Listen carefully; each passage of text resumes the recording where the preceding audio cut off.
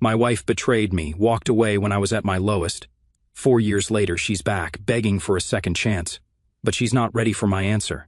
I'm Nate, 42, from Illinois, and let me tell you, life has a way of flipping on you when you least expect it. 4 years ago, when I was 38, I had a pretty normal life. I was married to Heather, and we had 3 kids: Ellie, 12, Liam, 11, and Zoe, 7.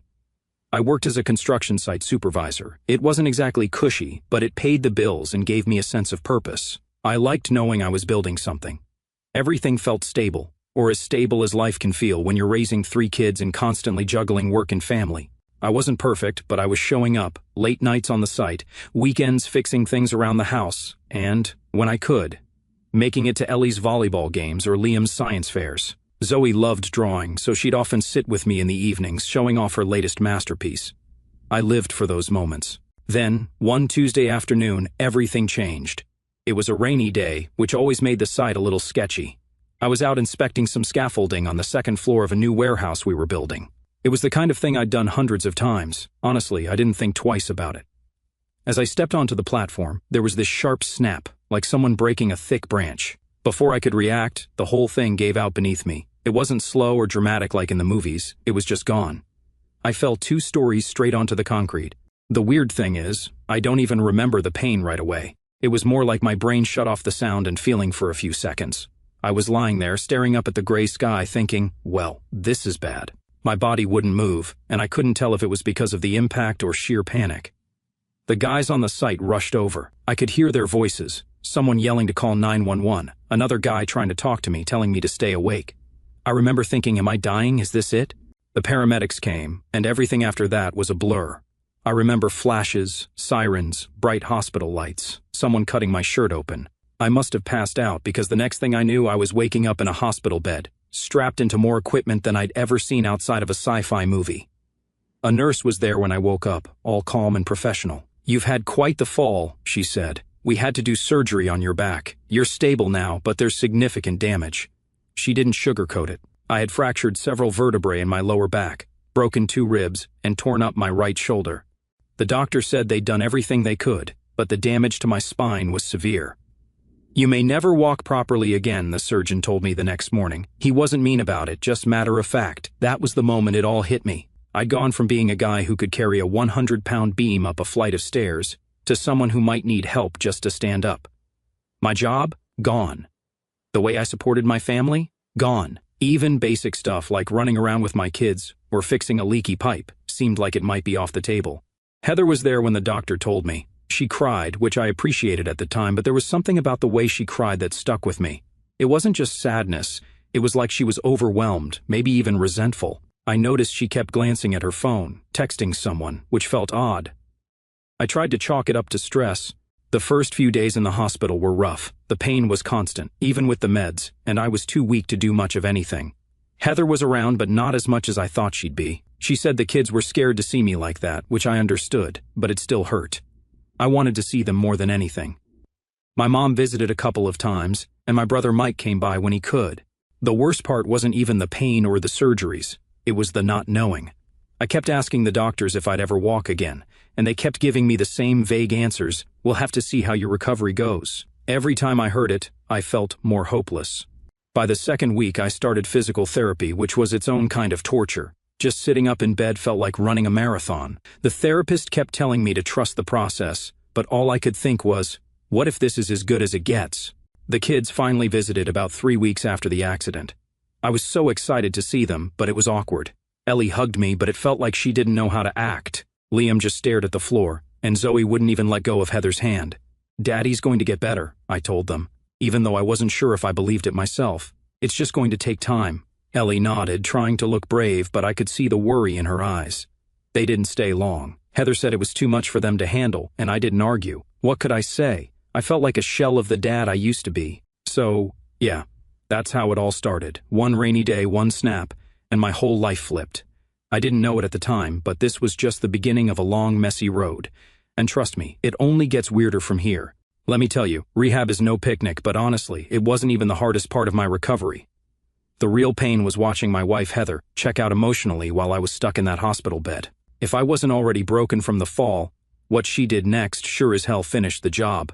At first, she tried to keep up appearances. She'd pop in every couple of days, bring me something from home, or sit awkwardly by the bed, scrolling through her phone. The energy was off, though. It wasn't just stress. She looked like she'd rather be anywhere else. When I got transferred to the rehab facility, it became even more obvious. Heather's visits started dwindling fast. First, it was every other day, then twice a week, and before I knew it, I was lucky if she showed up on Sundays. I kept asking her to bring the kids. They were my lifeline, the only thing keeping me from completely losing it. But she always had some excuse. Ellie's got volleyball practice, Liam has a big math test tomorrow, or Zoe's too scared to see you like this. It stung every time. I mean, yeah, I wasn't looking my best, pale, skinny, stuck in a wheelchair, but I was still their dad. I missed them like crazy, and it felt like Heather was the gatekeeper, deciding how much of a father I was allowed to be. A few weeks into rehab, I started to notice Heather was distant. I'm not just talking physically, though that was part of it. She'd sit with me for 10 minutes and then claim she had to run errands. One time, she stayed long enough to scroll through Instagram, laughing at memes while I was literally trying to figure out how to move my legs again. I tried to talk to her about it. "Heather, I need you right now. I can't do this alone." She sighed, like I'd asked her to climb Everest. "Nate, I'm doing my best, but this is a lot. I'm juggling everything, and it's exhausting." I didn't push it. What could I say? She was right that it was a lot, but I was the one actually living it, and she made it sound like my accident was some personal inconvenience to her. Then came the moment that flipped everything. She walked into my room one afternoon, looking way too put together. New haircut, nice dress, makeup done like she was going to a fancy brunch. At first, I thought maybe she was trying to cheer me up, but nope. She sat down, pulled out some papers, and said, "I've been thinking, and I don't think I can do this anymore." I blinked, completely confused. "Do what?" "This. Us." She slid the papers across the table like she was handing me a menu. "Divorce papers." "I can't do this, Nate," she said, shaking her head like she was the one who fell 2 stories onto concrete. "I need someone who can actually contribute." "Contribute?" I wanted to scream. I wanted to flip the table, but I couldn't even stand up. She made it sound like I'd chosen to be in that hospital bed, like this was all some elaborate scheme to ruin her life. All I managed to say was, "You're serious?" She nodded, looking more relieved than guilty. "It's better for everyone this way. The kids need stability, and I can't give them that if I'm constantly taking care of you." It took me a minute to process what was happening. I wanted to fight, but what was I going to fight with? My health was shot, my job was gone, and I had no money to even hire a lawyer. All I could do was sit there, stunned, while she left the room. The divorce moved fast, too fast. Within weeks it was finalized. I got nothing, not even visitation rights for the kids. Heather claimed moving between homes wouldn't be good for them. It was total BS, but I didn't have the resources to fight her in court. Then, as if that wasn't enough of a slap in the face, I found out she was already dating someone. His name was Chase. Of course, his name was Chase. He was a 28-year-old personal trainer who looked like he spent more time flexing in the mirror than reading books. From what I gathered, Chase was in some sort of a building phase. Apparently, his last girlfriend had dumped him for a yoga instructor, and he needed a fresh start with someone older and wiser. Heather, 37 back then, fresh off ditching me, must have seemed like a good way to reset. My brother Mike couldn't stop laughing when he heard. "So, she left you for a guy whose entire personality is protein shakes and arm day?" "Yep," I said. Apparently that's what she needed to feel stable. What really crushed me wasn't Chase, though. It was the fact that Heather took the kids and moved out of state with him. She didn't even give me a chance to say goodbye properly. One day they were here, and the next, they were gone. The kids stopped being my lifeline because Heather made sure the cord was cut. I missed Ellie's 13th birthday. I missed Liam's first soccer game as captain. I missed Zoe's school art show. They were growing up, and I wasn't there to see it. Meanwhile, Heather and Chase were living it up, or at least pretending to. A mutual friend sent me a screenshot of Heather's Facebook. She and Chase were posing in front of some fancy cabin in the mountains, all smiles and hashtags about new beginnings. I wanted to throw my phone across the room. It wasn't even about me anymore. It was about my kids. I kept wondering, what kind of guy is Chase to them? Does he care about them? Does he even try? Something told me he was more interested in being their cool buddy than a father figure. That's how my world fell apart again, and knowing my kids were growing up thinking I didn't care, that was the hardest part of all. Meanwhile, I moved in with my older brother Mike because, well, where else was I going to go? Mike's the kind of guy who's allergic to emotional conversations but shows up when it counts. He works as an electrician and has a small house that smells like burnt coffee and old wood. When I rolled in with a bag of clothes and a broken spirit, he just said, "Couch is yours. Don't stink it up." That was his way of being supportive. The first week was rough. I just sat there, staring at daytime TV, which, let me tell you, is its own brand of depressing, judge shows, infomercials for miracle cleaning products. It was like a parade of useless nonsense. I was wallowing, and Mike wasn't having it. One night, he said, "You've got a week to feel sorry for yourself. After that, get your ass up and figure something out." It wasn't exactly a motivational speech, but it was what I needed. My first step was hiring a lawyer to go after the construction company. The fall wasn't some freak accident. It was negligence. The scaffolding had been flagged as unsafe by one of the guys on site, but management ignored it because they didn't want to delay progress. Well, progress delayed me walking properly, so I wasn't letting it slide. Rick, my lawyer, was an old-school guy with a bad comb-over and an endless supply of terrible ties, but he knew his stuff. "We've got a strong case," he said. "They're going to fight it, though. Companies like this always do." And boy, was he right. Their lawyers were relentless. They kept trying to pin the blame on me, claiming I hadn't been cautious enough while inspecting the site, as if I was supposed to magically know the platform was going to collapse. It was infuriating, but Rick told me to hang tight. "This is going to take time," he said, which basically meant I was in legal limbo while the lawsuit crawled along at a snail's pace.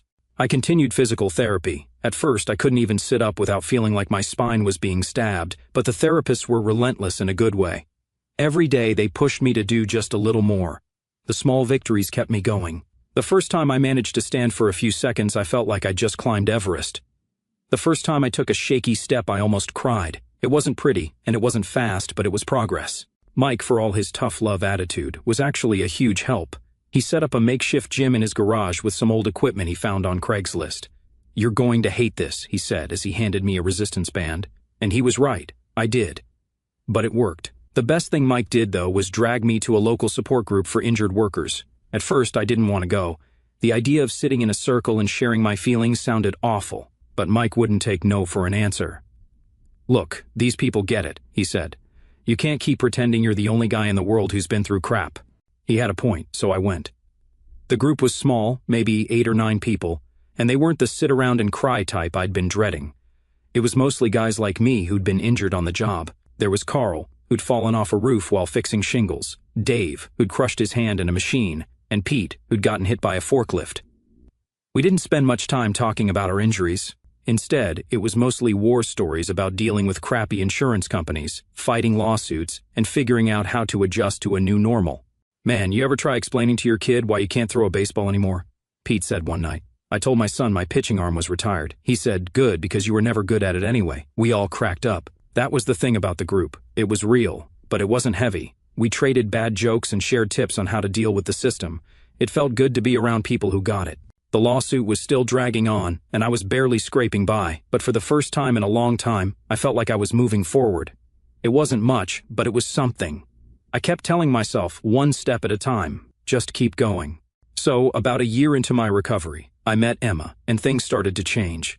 It all started when Mike got hired to wire a wedding venue for lighting. He asked me to tag along to help with some planning since I was getting decent at logistics stuff. It wasn't like I had anything better to do, so I went. Emma was the catering lead, running around with a clipboard and barking orders at her staff. She was short, with wild brown hair tied up in a bun that looked like it was barely hanging on, but she had this confident energy that made her stand out. She wasn't stressed, she was commanding. There's a big difference. I didn't think much of it at first. I was there to help Mike figure out power access for the lighting rigs, not make new friends. But while I was sitting on the steps outside the barn taking a break from the chaos, Emma plopped down next to me. "Mike's brother, right?" she asked, pointing a pen at me. "Yep." "That obvious?" "Kind of. You've got the same don't mess with me face." I laughed because honestly, that was pretty spot on. We got to talking and I found out she owned the catering company. She'd started it after leaving her ex-husband, who sounded like a real piece of work. She was also raising her 10-year-old son, Max, on her own. The thing about Emma was that she didn't treat me like I was made of glass. A lot of people did back then. They'd tiptoe around me, afraid to say the wrong thing or bring up my accident. Emma, though, asked straight up how I'd ended up in physical therapy. When I told her about the fall, she winced and said, "Damn, that sucks. So, what are you doing now?" It wasn't pity, it was curiosity. And when I told her I was still figuring things out, she said, "Well, at least you're trying. Some people just give up." That stuck with me. After that day, we kept crossing paths at events over the following months. One day, over coffee during a lull at an event, I told her about how I'd been helping Mike with planning and logistics. I joked that I'd become the guy who made sure the chairs were in straight lines and the speakers didn't blow out. Emma didn't laugh. Instead, she said, "You know, you could do this for real." "Do what?" "Event planning. You've got a good eye for details, and you're organized. That's half the battle." I shrugged it off at first. I didn't exactly have a lot of confidence back then, but Emma didn't drop it. A week later, she called me out of nowhere and said, "I've got a crazy idea. Hear me out." Her crazy idea was for us to team up. She'd handle the catering side of things, and I'd handle logistics, scheduling, setup, lighting, sound, all the behind-the-scenes stuff. At first, I thought she was nuts. I mean, who starts a business with a guy who's still doing rehab and living on his brother's couch? But Emma wasn't kidding. I don't know what it was, her confidence, her persistence, or maybe the fact that I was tired of feeling like a burden, but I said yes.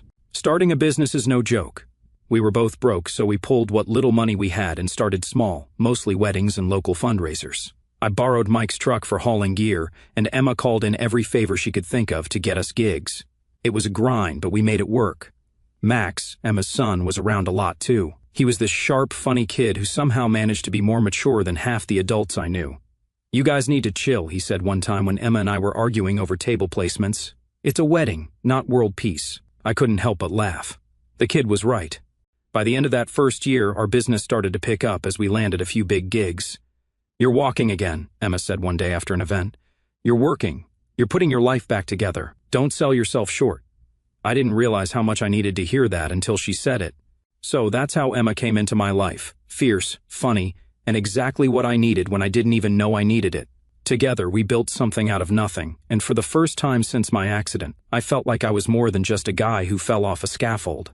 I felt like me again. You know how some days start like any other and then completely change your life? That's what happened the day my phone rang, and Ellie's name popped up through the Truecaller app I had. I stared at the screen like I'd conjured it up by sheer willpower. I hadn't heard my daughter's voice in 4 years, not since Heather packed up the kids and moved out of state with her gym bro boyfriend Chase. When I answered, my voice cracked. "Ellie? Hey, Dad," she said. Her voice sounded older, more grown-up than I remembered. "I got my own phone. I wanted to call you. Mom tried to stop me so many times, but I really needed to do this." I was too choked up to speak for a second. She kept going. "Can we visit you? Liam and Zoe want to come too. We miss you." I almost dropped the phone. "What?" Let me back up. After the accident and Heather leaving, I didn't have the money or health to fight for visitation rights. I could barely afford the gas to get to physical therapy, let alone pay for a lawyer to take Heather to court. I tried, though. I texted, I called, I emailed. Every time, Heather brushed me off or blocked me. "It's not a good time for the kids," she'd say, "or they're better off with consistency." Consistency, my ass. She just didn't want me in their lives.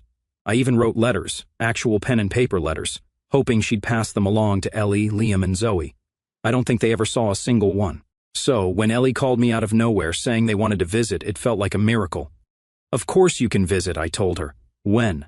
"Next weekend?" she asked, almost nervously, like I might say no, as if I wouldn't drop everything for this. When I hung up, I sat on the couch staring at the phone. Mike walked in and saw my face. "What happened? You win the lottery or something?" I said, "Ellie just called. The kids are coming to visit." Mike raised an eyebrow. "No kidding. Heather's letting that happen?" "She doesn't know yet," I said. "Ellie has her own phone now." Mike grinned. "Well, I'll be damned. Better get the place ready." That week was a blur. I cleaned like a man possessed, even though Mike kept telling me the kids wouldn't care if the house was spotless. I didn't care. I wanted everything to be perfect. Emma offered to help, of course. She even made a welcome home banner for the living room, which was way more thoughtful than anything I'd have come up with. The day they arrived, I drove to the bus station. I got there 30 minutes early because I couldn't sit still. When the bus pulled in, my heart was pounding like I was about to meet them for the first time. I stood there, frozen, until Ellie spotted me. "Dad!" she yelled, running toward me. She hugged me so tight I thought my still healing back might snap again, but I didn't care. Liam joined the hug next, awkwardly at first, but then he buried his face in my shoulder. Zoe hung back, looking shy, but I crouched down and held out my arms. She ran to me, whispering, "I missed you." Over dinner, things started to thaw. Emma had made spaghetti, which Zoe declared was her favorite, and Liam started talking about soccer. Ellie stayed quiet, pushing her food around, but she wasn't ignoring me. It felt like she was watching, waiting to see if I was the same person she remembered. After dinner, Ellie finally spoke up. "Mom said you didn't want to see us." I froze. "What?" "She told us you never tried. that you didn't care. I felt like someone had punched me in the chest. Ellie, that's not true. I wrote letters. I called. I emailed. I begged your mom to let me see you. She stared at me, her eyes narrowing. Why didn't you fight for us? I took a deep breath. Because I couldn't. I was broke, Ellie. I was still in physical therapy. I wanted to fight, but I didn't have the money or the strength to win. Ellie didn't say anything for a long time. Liam looked up from his plate. So, you did want us? More than anything, I said. You're my kids. I love you. I've always loved you. Zoe, who'd been quiet the whole time, suddenly burst into tears. I knew you loved us, she said, throwing herself into my arms. Ellie followed, and then Liam. We sat there, a pile of tears and hugs, while I tried to explain everything. Later that night, I showed them the court filings, the restraining orders Heather had put in place, and copies of the emails I'd sent. Ellie read every word, her jaw tightening. Liam flipped through the papers, shaking his head. She lied to us, he muttered. She thought she was doing what was best, I said, trying to be fair, but she was wrong. Ellie looked up at me. I'm sorry, Dad, for believing her. You don't have to apologize, I said. You were kids. You trusted her because she's your mom. That seemed to settle something in her. She hugged me again and said, We're here now. The rest of the weekend was incredible. We went to a park, played board games, and stayed up late talking. Ellie opened up about school and friends. Liam showed me some ridiculous trick shots he'd learned in soccer. Zoe stuck to me like glue, asking a million questions about my life and laughing at every dumb joke I made. For the first time in so long, I felt like a dad again. My kids were back, and no one could take that away from me. So, things were going pretty great after reconnecting with my kids. We stayed in contact almost every day, and they kept asking me if they could move in with me. That's when Heather decided to stir up drama like it was her life's mission. I should have seen it coming. She's never been one to let other people be happy unless she's at the center of it. It all started about a week after the kids posted a picture with me and Emma on social media. It was one of those cheesy group shots we'd taken at the park, everyone smiling and looking like an actual family. I guess Heather saw it because the next day my phone lit up with her name. I hesitated before answering. It had been years since I'd heard her voice, and I knew it wasn't going to be a friendly chat, but I picked up. She didn't even bother with a hello. What the hell are you doing, Nate? She spat. Living my life? You brainwashed them, she snapped. The kids, they're talking about how great you are and how awful I've been. Do you have any idea what that's done to me?